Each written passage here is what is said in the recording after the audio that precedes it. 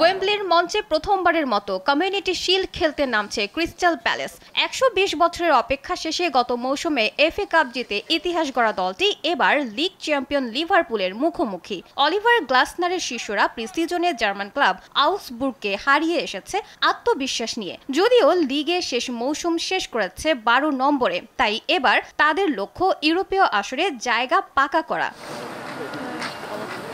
অন্যদিকে আর্নে স্লটের হাত ধরে প্রথম মৌসুমেই প্রিমিয়ার লিগ জয় করেছে লিভারপুল। ২৪তম বার কমিউনিটি শিল্ডে খেলতে নামা লাল জার্সিধারীরা জিতেছে আগের ১৬টির মধ্যে ১২টি মুখোমুখি লড়াই। তবে প্রি সিজনে রক্ষণভাগে দুর্বলতায় শেষ ৫ ম্যাচে গোল হজম করেছে তারা। ইনজুরির কারণে অনিশ্চিত আলিসন ও ভার্জিল ভ্যান ডাইক।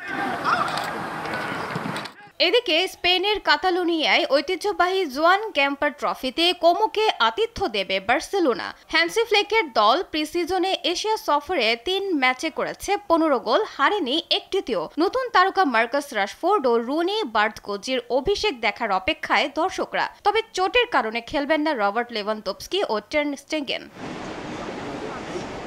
বিপরীতে প্রথমবার বার্সেলোনার বিপক্ষে নামছে কোমো। সাবেক বার্সা তারকা সেস ফ্যাব্রিগাসের কোচিংয়ে ইতালির শীর্ষ লিগে ফিরেই শীর্ষ ১০-এ মৌসুম শেষ করেছে তারা। প্রি-সিজনে রিয়াল বেতিস, আয়াক্স, আল আহলিকে হারিয়ে দারুণ ছন্দে আছে লারিয়ানি ক্লাবটি।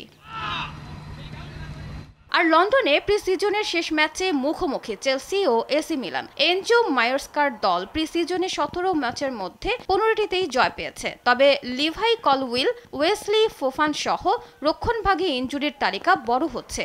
অন্যদিকে নতুন কোচ ম্যাক্স আলেগ্রির দল মিলান একদিনে খেলবে ২ ম্যাচ।